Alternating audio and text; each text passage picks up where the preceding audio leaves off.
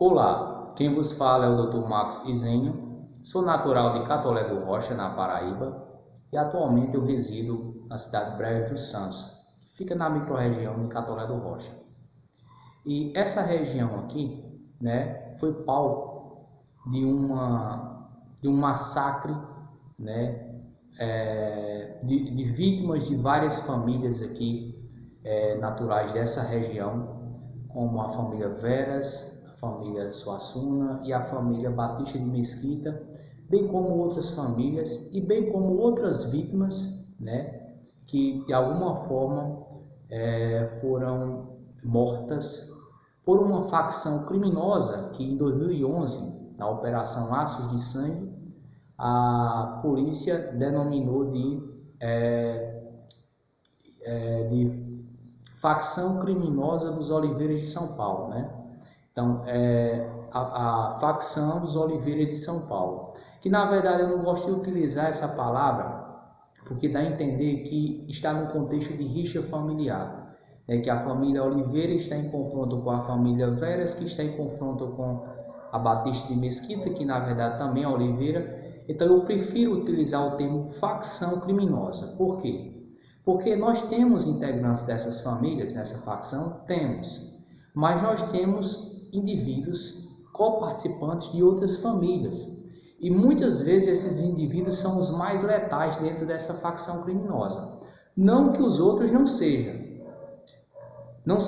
mas que esses indivíduos, alguns deles, foram muito mais letais. Por quê?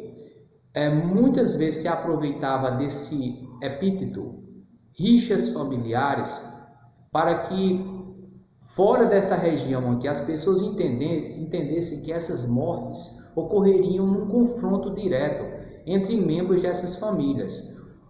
Matava-se de uma família e por vingança matava-se de outra família. E que na verdade isso é um contexto lá da década de 90 para trás, Já faz muitos anos, décadas, que isso não ocorre mais. Então o que existe hoje?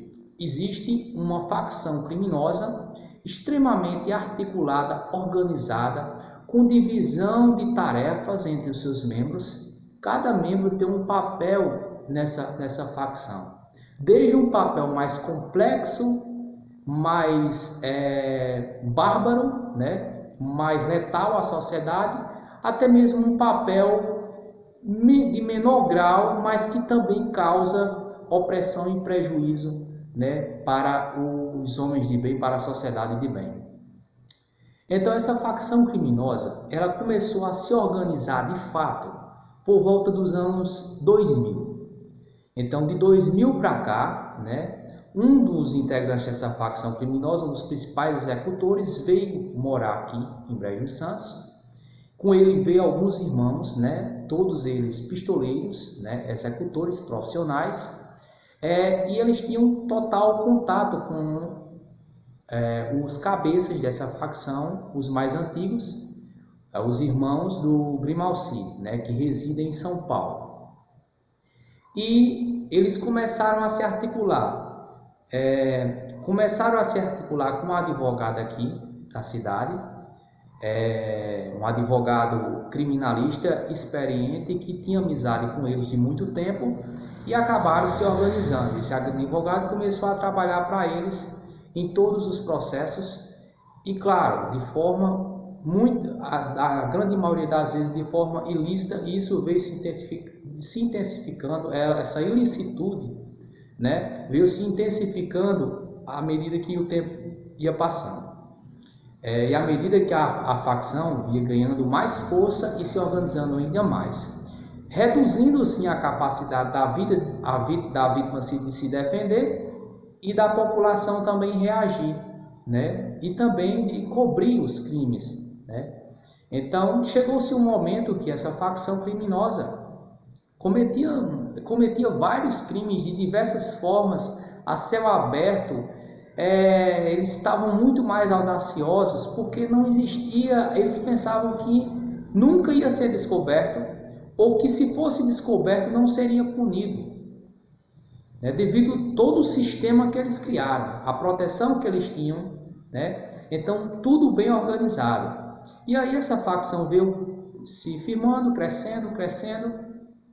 Nós temos outras pessoas, né, de outras famílias se integrando a essa facção, alguns financiadores, né, como um médico daqui de Brejo dos Santos, que é um dos financiadores dessa facção criminosa, e outros mais além dos lá de São Paulo, né? Então eles começaram a se organizar, se estruturar e passaram a dizimar várias famílias, né? Tudo começou por bobagem, né? Por coisa banal, e começaram a tirar várias vidas aqui, né? Claro que várias famílias foram destruídas, né? Muitas famílias foram destruídas. Então, eu também, né, fui perseguido por essa facção criminosa, né, por muito tempo.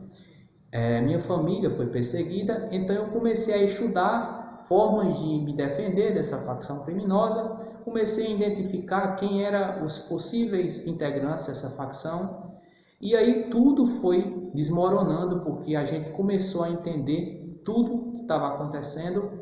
Porém, existia o risco de ir à justiça e ser pior, né? E a situação piorar.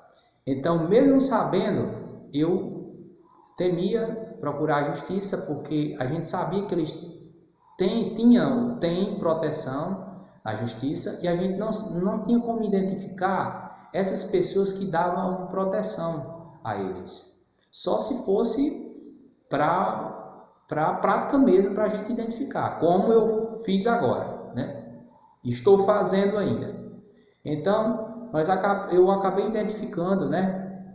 Claro que quando eu comecei a desmistificar toda essa facção, porque, só para você ter uma ideia, matava-se uma pessoa aqui em Brejo dos Santos, as pessoas se perguntavam quem foi, de onde veio, né? Ninguém sabia de onde vinha aquilo, as pessoas diziam, veio de fora, foi uma pessoa de fora que veio e matou. Mas eu ficava me questionando, mas por que alguém que nem conhece o camarada aqui vai ter o interesse de vir matar o cara? Tem que existir alguém daqui que mande matar ou que mate o cara, né? Então não tem explicação de vir uma pessoa de fora que nem conhece o cara, não tem nenhum vínculo com o cara, para matar uma pessoa aqui em Brejo dos Santos. Então foi daí que eu comecei a entender que aqui era que estavam os mandantes dessa facção criminosa. Porque até mesmo os mandantes lá de São Paulo, os irmãos de Grimalci, eles não teriam como financiar e mandar matar tanta gente. Então eu passei a estudar e a entender e procurar indícios e provas de pessoas daqui que estivessem em ligação com essa facção criminosa. E surpreendentemente eu encontrei pessoas, né, até mesmo na minha própria família, que estavam envolvidos nessa facção criminosa, que estão envolvidos na morte do meu pai, na morte do meu avô e também na perseguição contra mim, né, e contra outros membros da família e de outras famílias. E aí eu comecei a entender tudo, comecei a juntar provas, e eu tive que pensar, o que é que eu vou fazer? Porque se eu for procurar a justiça, é um território minado. Muitas pessoas dizem que eles têm proteção. Aí se eu bato de frente com alguma autoridade, eu vou estar ferrado. Eles podem me prender injustamente.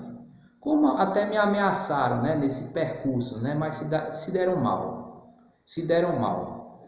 Então, eu comecei a procurar qual era a pessoa certa de eu combater, né, para vamos dizer, desestabilizar a facção criminosa. Aí eu identifiquei o mentor intelectual, que é o advogado, que articulava tudo, ele que estava ali todo num planejamento, num gingado, conhecia todo mundo aqui, tinha habilidade com a justiça, fazia a ponte da justiça com os criminosos, né? Dos executores com os mandantes. Então, e ajudava os criminosos a se safarem dos processos, né? Então eu identifiquei essa peça, que era justamente a peça que me perseguia e me oprimia, né? Porque eu utilizava meios legais para perseguir as vítimas e amordaçar as vítimas. Então, quando eu identifiquei essa peça, a primeira coisa foi juntar todo o conjunto probatório e levar à justiça, procurar as autoridades competentes e ter coragem. Então, eu procurei várias instituições competentes e aí eu comecei uma batalha que se tornou pública, não tinha como mais esconder, né? E quando se tornou pública, eu não parei mais. Comecei a identificar outros elementos dessa facção criminosa e estou na batalha para desarticular e prendê-los, porque nós temos, né, diversas vítimas, nós temos um massacre, nós temos um genocídio, nós temos, só para você ter uma ideia, mais de 15 vítimas só da família Veras, nós temos várias vítimas da família Batista de Mesquita, da família Suassuna, de uma família aqui do interior do Rio Grande do Norte, lá de Alexandria, e outras vidas mais, são muitas vidas. Há quem diga que chega a 100 o número de mortes, né? São 2 décadas de operação, de atuação dessa facção criminosa. Então, uma facção criminosa extremamente letal que não se resumia a crimes contra a vida, né? A gente tem crimes de tortura, de cárcere privado, de ameaça, de calúnia, de difamação.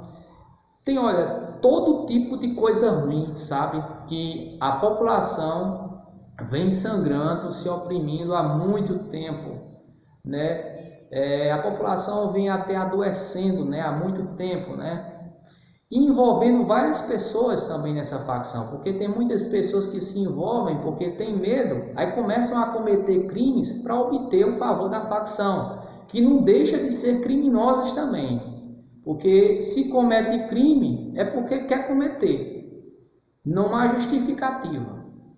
Então, ou seja, foi tomando uma proporção tão grande que aí está o poder altamente destrutivo dessa facção criminosa, que com a impunidade, né, com a audácia desses criminosos, né, então nós temos várias vidas, né, que foram mortas, né, famílias inteiras massacradas, sabe? Eles não têm nem um pouco de alteridade, de amor ao próximo, sabe? Não sabem o que é ser humano, não é ser humano, sabe? Uma pessoa que se envolve com uma facção criminosa desse tipo não é ser humano, não tem explicação a pessoa dizer, não, eu estava tentando me proteger. Mentira, matou porque quis, porque eu conheço várias vítimas que não apresentavam nenhuma ameaça, a grande maioria não apresentava uma ameaça sequer, sabe? Mataram somente para destruir a vida dessas pessoas e dessas famílias.